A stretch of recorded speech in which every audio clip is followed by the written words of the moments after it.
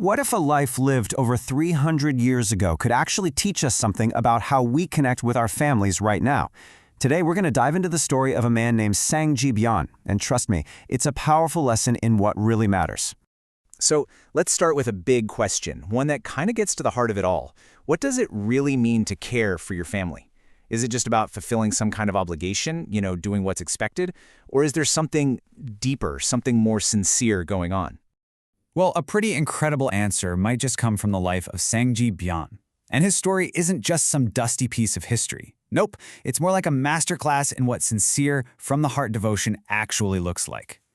Okay, so our story starts way back in his youth. This is where hardship didn't break him, it actually forged him. The challenges he faced from a young age shaped a character with incredible strength and, you'll see, a ton of compassion. This timeline really lays out what a tough start he had. I mean, his life was marked by hardship right from the beginning. Look at this. In 1651, his father dies. Sangji is only 6 years old. Think about that. At an age when most of us are just starting to figure out the world, his was already defined by loss and responsibility that was just huge for a little kid. And here's what's so amazing. This devotion, this sense of care, was obvious to everyone, even when he was just a kid. This quote mentions his deep filial piety, which is a traditional idea about respecting your elders. But for Sangji, it wasn't about following some old rulebook. It was a natural, genuine compassion that everyone around him could just feel. And you can see how he expressed that care in his actions. When his mother passed away, his grief was described as going beyond the rules of etiquette. This wasn't a performance for others. He was truly heartbroken. His devotion wasn't a formal duty he had to check off a list. It was love, pure and simple. But his deep sense of responsibility didn't just stop with his parents. As we're about to see, this was a value that he extended to his entire family. So get this. After his older brother died, Sangji didn't even hesitate.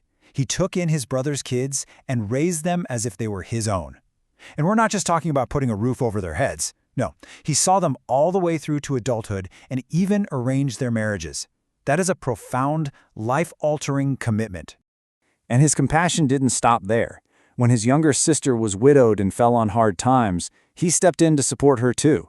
For Sangji, family was this unbreakable bond, and his sense of responsibility was totally unconditional. So when you look at all these actions, you start to see a common thread, and it all stems from the absolute core of his character, a deep-seated sincerity. And this, right here, gets to the heart of what made him so different. Yeah, the Joseon era had all these formal rules and rituals, but Sangji's actions were driven by something way more profound. It wasn't about rigid, expected duty, it was about genuine devotion. His compassion came from a place of sincerity that no rulebook could ever command. And these were really the pillars of his character. He was known for being truthful and sincere. He was resolute. If something needed to be done, he just did it. He was deeply compassionate, always looking out for others and trying to help. And he lived by this really powerful personal code, to be without shame to heaven above and without shame to people below. So what's the result of a life lived with that much integrity? Well, it culminates in a legacy of fulfillment, a life that wasn't just long, but truly complete. Sangji lived to be 87 years old, which was a remarkable lifespan for that time. And the accounts of his passing are just beautiful. They say it was peaceful, almost divine, like he was becoming a god and ascending to heaven. Now, to really understand the fullness of his life, we can look at it through this traditional framework called the 5 blessings, or obok in Korean. It's basically a concept that defines what it means to live a truly complete and happy life. And Sangji's life perfectly embodies all 5. He achieved longevity, making it to 87. He started in poverty, but found wealth and prosperity. He lived a life of peace, stable and healthy. His virtue earned him the respect of everyone who knew him. And finally, he had a comfortable end, passing away peacefully.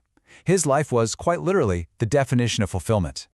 So in the end, Sangji's story is so much bigger than its historical setting. This isn't really a story about ancient, rigid traditions.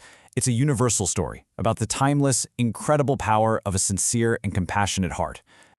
And that kind of leaves us with one final thought. We live in a world that feels light years away from his, but the values he lived by, sincerity, compassion, responsibility, those things are timeless. So the real question is, how can his story inspire our actions today?